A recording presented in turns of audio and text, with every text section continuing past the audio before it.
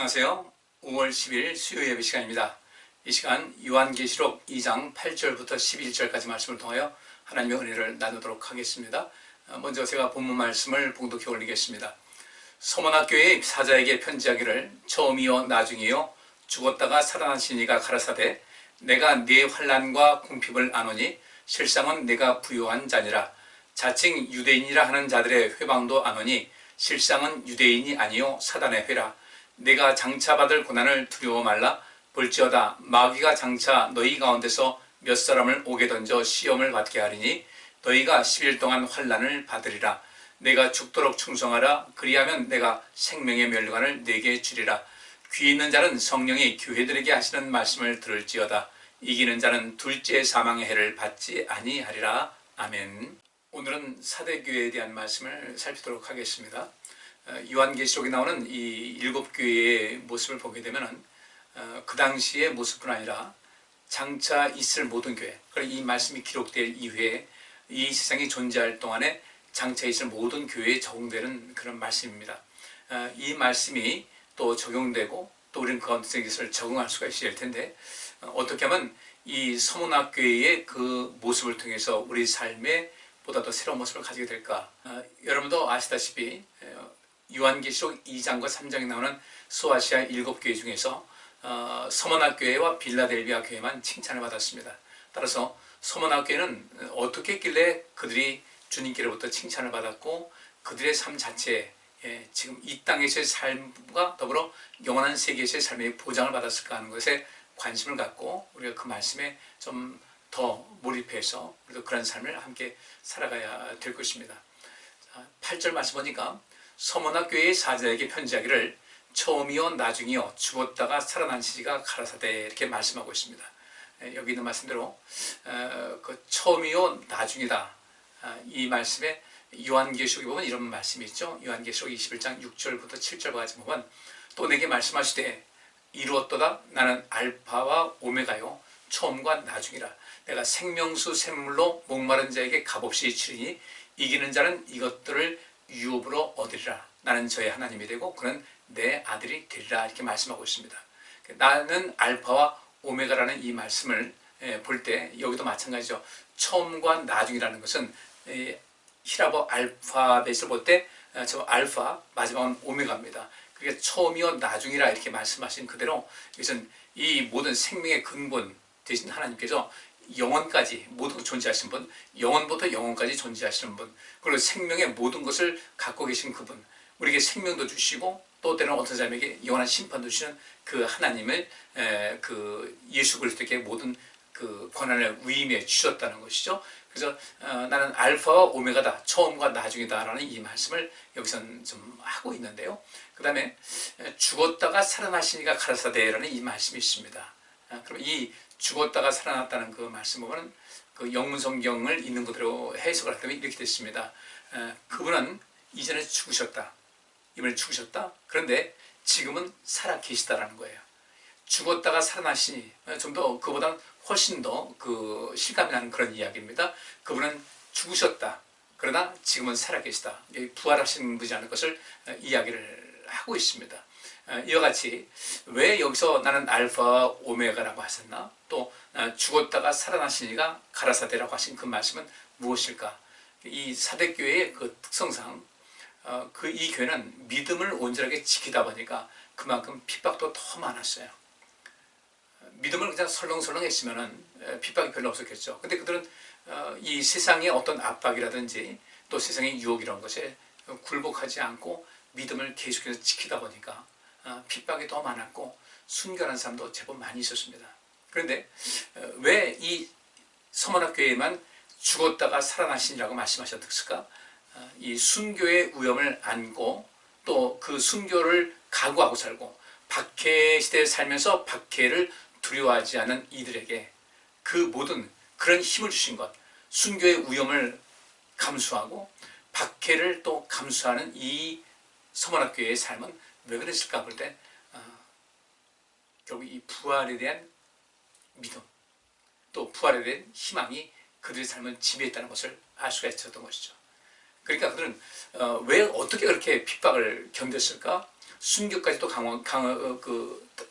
각오하고서 믿음을 지켰을까라는 것을 보게 되면 결국 믿음이 중요한 것인데, 그 믿음은 부활 믿음, 부활에 대한 믿음, 예수 그리스도께서 죽으셨으나 지금은 살아계신 그 모든 것을 통해서 우리도 그와 같이 될 것이라는 그 믿음을 가지고 그들은 여러 가지 순교와 박해와 어려움을 잘 이기셨다는 것이죠. 그래서 이런 믿음을 갖고 그 순교와 또 박해 모든 것을 감수하고 각오하고 사는 이들에게 주님께서는 잘했다고 칭찬하시는 거죠. 부활의 소망을 일깨워주는 아주 강력한 그런 메시지로서 우리 주님께서는 그들에게 말씀하시기를 죽었다가 살아나시니가 가라사대. 뭐 죽었다가 살아났다 그걸로 끝나는 것이 아니라 이전에 죽으셨으나 지금 여전히 살아계신 그분께서 말씀하셨다라는 거예요. 뭐 이것을 보게 되면 서머너 교회가 왜 칭찬을 받았는지를 잘 알 수가 있겠죠. 그래서 우리도 죽었다가 살아나신 그분께서 우리에게 또 말씀하시듯이, 그 당시에 서머너 교회 말씀하시듯이 지금 우리에게도 말씀하고 계신데, 우리도 이런 부활의 산 믿음을 가지고 영원한 생활, 이 세상의 육신적인 그런 모든 것, 유혹이라든지 이 세상적인 것 모든 것, 또 이런 다 것을 정리하고 또 멀리하고 하나님께서 기뻐하시는 믿음의 걸음을 걸어나갈 때 우리 역시 부활하신 예수님과 더불어 우리 모두도 영원한 생명이 보장받는 것이고, 그 첫째 부활에 참여한 복된 사람이 될 수 있다는 것을 말씀을 하고 있습니다. 이 서문학교는 에베소, 지난번 봤던 그 에베소 교회 그 북쪽 그 에게의 연안에 아주 아름다운 그 만에 자리한 그런 도시였습니다. 상업적으로는 에베소를 능가한 그런 도시였어요. 그러니까 이 에베소는 지정학적으로 더 큰 장점이 있었고 지리적인 요충지였다면은 이 서머나라는 그 지역은 다른 것 말고라도 지정학적인 이런 모든 것은 에베소보다는 좀 못하지만은 이 상업적인 면에서는 에베소를 능가하는 그런 상업 도시였습니다. 그리고 이 서머나에 자랑할 만한 것은 세계 유일의 3층 시장이었다. 지상 2층에 지하 1층에 이 3층 건물에 있었는데, 이런 그 워낙 상업이 발달하다 보니까 이런 그 당시엔 보기 어려운 그런 그 시장 구조를 갖고 있었고 시장의 형태를 가졌었습니다. 그래서 소아시아 7교회 중에 가장 번영한 도시가 이 서머나 교회였어요. 그런데 이 가장 번영한 도시일수록 다른 것은, 예를 들어서 라오디게아 교회 굉장히 번성했죠. 근데 그들은 그 세상적인 것에 빠져 있었고 육신적인 것에 몰입을 해서 하나님을 멀리했어요. 그들은 눈이 멀었고 삶 자체가 하나님 말씀에 근거하기보다는 완전히 세상적으로 바뀌었던 그런 그 도시의 또 그런 교회였었는데, 이 서머나 교회는 그런 세상적인 어떤 여러 가지 유혹이 많이 있지 않겠습니까? 뭐 상업적인 그 번성함이 있었다. 그야말로 그 최고의 상업 도시였다라고 할 정도면은 사람들은 그 속에서 뭔가 세상적인 것에 매료돼서 세상적인 삶으로 빠져나갈 만도 한데, 이 서머나 교회는 그렇지 않았다는 거예요. 믿음의 진수를 알았던 것이죠.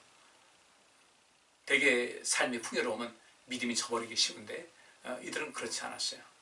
믿음 지키다 보니까 또 주변에 뭐 유대인들과도 또 뭐 더 많은 핍박받았고 세상에서도 핍박받았고 이런 데서 어려움이 있었지만, 그들 오늘 여기 본문 말씀에 나와 있듯이 그 많은 핍박과 환난 속에서 그들은 또 뺏긴 것이 뭐겠습니까? 이 신앙을 지키다 보니까 많은 혜택조차도 받을 수가 없었던 것이죠. 그러다 보니까 문제가 생기는 거예요. 그래서 이 에베소라는 그 단어는 그 모략이라는 뜻을 가지고 있는데, 이 모략의 향은 짓눌리고 부서질수록 더 깊은 향기를 내는 그런 것을 의미하고 있습니다. 그러니까 고난과 핍박이 가혹하다 할지라도 그들에게는 부활과 또 새로운 생명, 영원한 생명의 약속이 더욱더 그 속에서 불타오르는 그런 사람들이었다라고 볼 수가 있는 것이죠. 그 9절 말씀에 또 나와 있는 대로 우리 어떻게 그 인생을 우리가 살아갈 수 있을까를 보게 되면요, 내가 내 환난과 궁핍을 안다는 거예요. 근데 환난과 궁핍을 당하고 있지만 실상은 너는 부요한 자다. 또 이 자칭 유대인이라는 사람들이 그들을 방해하고 그들을 무시하고 멸시하는 그런 가운데 있었지만, 실상 그들은 유대인이라고 해서 율법을 이야기하고 율법주의적인 어떤 것을 이야기하지만 실상은 그들은 이 사단의 모임이었다는 것을 이야기를 하고 있어요. 근데 그렇게 그 많은 유대인들의 회방이 있었고 또 이방인들의 어떤 회방도 있었고 또 핍박도 있었지만 여기 10절 말씀대로 내가 장차 받을 고난을 두려워하지 말라 이렇게 말씀하고 있습니다. 여기서 장차 받을 고난을 두려워하지 말라는 것은 앞으로도 이런 고난이 있을 것이라는 거죠. 더 큰 고난이 있을 것이다 라는 것을 말하고 있거든요. 우리도 인생 살아가면서 어떻게 살아가야 될까? 이 육신을 갖고 있기 때문에 육신의 편안함과 안락함 이런 것을 좀 더 추구하고자 하는 그런 간절한 마음이 있지 않겠습니까? 근데 이 서문학교의 성도들은 그렇지 않았어요. 그러면서 장차 더 많은 고난이 있을 것이라는 얘기죠. 내가 장차 받을 고난을 두려워하지 말아라. 지금도 이런 고난이 있는데 또 장차 고난이 있다는 거예요. 마귀가 너희 가운데서 몇 사람을 옥에 던져 시험을 받게 할 것이다. 그것도 마귀가 장차 너희 가운데서 몇 사람을 옥에 던져 시험을 받게 할 것인데 너희가 10일 동안 환난을 받을 것이다. 근데 이 10일이라는 것 자체가 여러분 다니엘서 보면 그렇게 돼 있죠. 다니엘이 우리가 이거 왕이 주는 이런 진수성찬 먹지 않겠습니다. 우리 채식만 하겠습니다. 열흘 동안만 우리를 좀 시험해봐라. 그리고 그 시험해본 다음에 우리 몰골이 더 초라해졌으면 우린 고기 먹겠다. 근데 그때 아무 일 없으면 환관장이 하는 얘기죠. 당신도 어떤 뭐 책임을 물을 이런 일이 없지 않겠습니까? 왕으로부터 어떤 책망을 받거나 이런 일이 없지 않겠습니까? 열흘 동안만 우리를 시험해달라고 이 얘기를 합니다. 그래서 이 성경에서 나오는 그 10이라는 그 숫자는 환난과 인내를 시험하는 기간이다라고 우리가 또 추론을 할 수가 있어요. 꼭 그것이라 할 수는 없지만은 성경에서 나오는 그것을 보게 되면 10일이라는 그런 것은 우리의 충성과 인내를 시험하는 기간이다. 다니엘이 10일 동안만 우리를 시험해달라고 시험해 보러 간 것 같이 그렇게 하는 것인데 이 말씀대로 한다면 우리가 인생을 살아가면서 어떤 어려움은 있다는 것이죠. 근데 그것이 기간이라는 거예요. 여기도 본문 말씀에도 그 얘기잖아요. 너희가 10일 동안 환난을 받을 것이다. 장차 너희 가운데서 몇 사람을 옥에 던져서 시험을 받게 하는 이 사단의 계기가 있겠지만은 여기서 마귀라고 했는데 그 이스라엘 백성들, 그 유대인들의 회가 뭐라고 했습니까? 사단의 회라고 하지 않았습니까? 그러니까 이 마귀가 특별히 유대인들의 그 핍박이, 유대인들로 인한 핍박이 더 강할 것이라는 것을 이야기를 하고 있는데, 근데 장차 시험을 더 받을 것이다. 근데 그 기간이 열흘 동안이라는 거예요. 열흘 동안. 무한정 그런 것이 아니라 그 열흘이 지나게 되면 또 다른 영광이 있다는 것이죠. 다니엘이 열흘 동안 시험해 달라. 그러다 보니까 더 온전한 모습이 되는 거죠. 그러니까 그런 자기 뜻을 이루게 된 거예요. 그러니까 이 열흘이라는 것을 어떤 기간이 있는 것이다. 따라서 우리가 신앙생활하는 것도 때때로 우리 육신적인 어떤 유혹이 없고 세상적인 어떤 유혹이 와서 물질적인 것에 빠지게 되고 인간적인 생각에 빠지고 우리 지혜가 하나님께서 주시는 지혜로 넘쳐야 되는데 자칫 우리 지혜도 세상적이고 육체적이고 마귀적인 어떤 그 지혜, 그러니까 부정적인 그런 의미에서 지혜가 우리를 넘보겠죠. 우리 매일매일 그런 것에 노출되어 있습니다. 그런데 그럴 때도 역시 마찬가지로 우리가 어느 기간만 잘 이기게 되면은 그 다음에 엄청난 그 열매를 거둘 수가 있다. 환난은 인내를 낳고 인내는 연단을 낳고 연단은 소망 낳는다. 이 말씀대로 환난이 올 때 그 기간 동안을 잘 어느 때 하나님께서 정하실 때 그리고 우리로 하여금 그것을 감당할 수 있는 그 모든 시험을 주신다고 했으니까 우리는 그것을 주님을 의지하면서 잘 이기고 또 인내하게 되면 그 다음에 이제 연단을 낳게 된다는 말씀대로 우리의 믿음도 우리의 삶도 우리의 가치도 훨씬 뛰어나게 되고 그렇게 어떤 것이 구비된 다음에는 이제 희망이 보이게 된다는 것이죠. 여기 있는 대로 10일 동안이라는 그 기간이 있다. 그 무한적 어떤 그 고통이 있는 것이 아니라 10일 동안 환난을 받을 것이다. 이 말씀에 좀 주목하시고 우리가 그 인내해야 될 때 잘 인내하고 또 믿음을 지키고 견디게 되면은 우리가 오늘 10절에 있는 말씀대로 내가 생명의 멸류관을 내게 준다고 하신 그 말씀이 우리에게 이루어질 수가 있다는 것이죠. 그럼 어떻게 되겠습니까? 내가 10일 동안 환난을 받으리라 내가 죽도록 충성하라. 죽도록 충성하라. 죽을 만큼 그렇게 하라는 것이 아니라 그 마지막 그런 모든 것을 때가 있으니까 죽도록 충성하라는 것은 변함없는 그런 마음입니다. 변개치 않는 그런 마음입니다. 신실한 마음입니다. 여기서 충성하라는 것은 뭐 열심히 뭔가 일을 하라 이거보다는 그 마음 중심에서 성실함과 또 그 진실됨과 또 일관된 그런 모든 마음을 간직하고 있으라는 얘기입니다. 죽음을 각오하고. 근데 우리 앞에 8절 말씀이 뭐라고 했습니까? 죽었다가 다시 살아나서 지금도 살아계신 분께서 말씀하시기를 그랬잖아요. 그러니까 우리가 분명히 다시금 부활할 수 있고 영생 얻을 수 있는 그런 보장이 있기 때문에 여기 죽도록이라는 그 단어에는 그 다음에 또 다른 생명의 역사가 있고 그 속에서 그 생명을 우리를 죽게끔 내버려 두지 않는다는 거죠.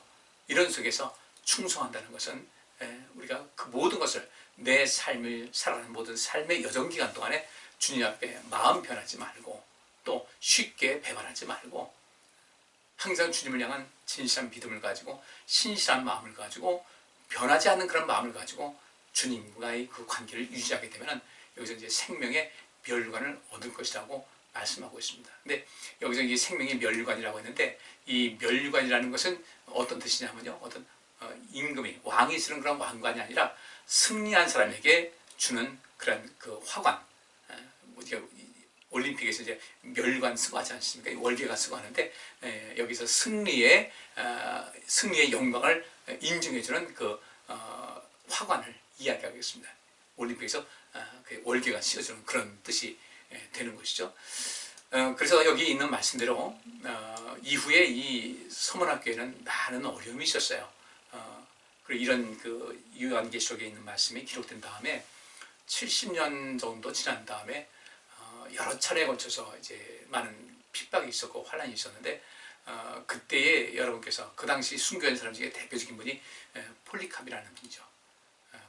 그가 순교할 때까지 이 서문학교의 감독으로 40년 동안 봉직을 했었는데 이때 그 총독도 그 당시 그 지역 그 서문화 지역의 총독도 이 폴리캅이라는 분의 그 인품과 또 그 모든 성품을 봤을 때 너무 아까운 거예요.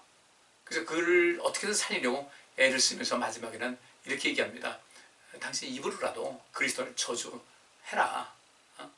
그 다음에는 또 당신 어떤 뜻대로 하되 그렇게 이제 그냥 어쩌면 그 총독이 더 애원하듯이 사정하듯이 그렇게 했는데 그 폴리캅은 이렇게 얘기합니다. 내가 그분을 섬긴 지 86년 됐는데 그동안 그분은 내게 털끝만큼도 나를 서운하게 하지 않았고 항상 나를 인도해 주시고 도와주시고 보호하시고 살피셨는데 내가 어떻게 나를 구원하신 그분을 저주하시겠는가? 난 그렇게 할 수 없습니다. 결국 그런 그 서문화 지역의 원형 경기장에서 이제 화형에 처하게 됩니다. 믿음의 그 선조들 대단한 사람이 많았어요. 그건 뭐 큰 영광이 또 있겠죠. 11절 귀 있는 자는 성령이 교회들에게 하시는 말씀을 들을지어다. 귀 있는 자는 성령이 교회들에게 하시는 말씀을 들을지어다. 지금 우리도 그 교회들에게 포함이 되는 거죠. 나 개인도 포함되고 우리 스님의 공동체도 포함되는 것인데 우리는 우리 귀를 열어서 이 말씀을 들으셔야 돼요. 이런 사람들은 이렇게 이 서문학교에 하신 그 말씀을 마음판에 새겨서 우리 믿음의 신실성을 가지고 주님 배반하지 아니하고 더욱더 주님과의 그런 친밀감 또 주님과의 그런 만남을 새롭게 하는 이런 삶을 살아가게 될 때 우리는 둘째 사망의 해를 받지 않는다. 이것은 무엇입니까? 두 번째 죽임을 두 번 죽임을 당하지 않을 것이다. 지옥 가는 사람들은 두 번 죽임을 당하는 거죠. 근데 그 죽음은 또 영원히 죽지 않는 그 형벌의 가운데 빠지는 것이니까 그 살아있는 그런 의미도 없는 그런 것인데 이렇게 오늘 이 서문학교에 주께서 하신 짧은 내용이지만 그 말씀대로 인생을 살면서 우리의 믿음을 지키고 주님께 등 돌리지 아니하고 생명의 길을 끊임없이 걸으면서 하나님과 친밀한 관계를 유지하고 그분의 뜻을 따라 살게 되면 우리는 둘째 사망의 해를 받지 않는 영생의 그 기쁨과 행복과 영광을 누리게 될 것이라는 것을 말씀을 하고 있는 것입니다. 우리 성도님들 서문학교의 그 모든 성편을 잘 기억하셔서 우리도 부활의 주님을 확실하게 믿고 우리가 잠시 잠깐 사는 이 육신의 삶에 너무 치중하지 마시고 육신의 삶의 열심을 살면서도 그 무엇보다도 중요한 그 믿음을 꼭 간직하셔서 구원의 놀라운 역사가 여러분 삶에 가득할 수 있기를 주의 이름으로 축복합니다. 기도합니다. 하나님 서문화 교회에 말씀하신 이 모든 것을 우리가 마음속에 깊이 간직하고 인생을 살아서 주님의 선한 뜻을 알게 하시고 또 하나님의 선한 그 뜻 안에서 믿음으로 살아서 알파와 오메가 되신 우리 하나님의 은혜 가운데서 우리의 삶, 이 땅에 태어나서 처음 시작하는 삶부터 앞으로 우리가 누릴 영원한 세계까지 조금 더 변함없이 놀라운 하나님의 은혜를 부음받게 하여 주옵소서. 하나님의 사랑 가운데 거하게 하여 주옵소서. 우리를 사랑하신 주님을 본받아서 주님을 늘 가까이 하고 사랑할 줄 아는 저희들의 삶이 되게 하여 주옵소서. 예수 그리스도 이름으로 기도하옵나이다. 아멘. 오늘 여기까지 하겠습니다. 감사합니다.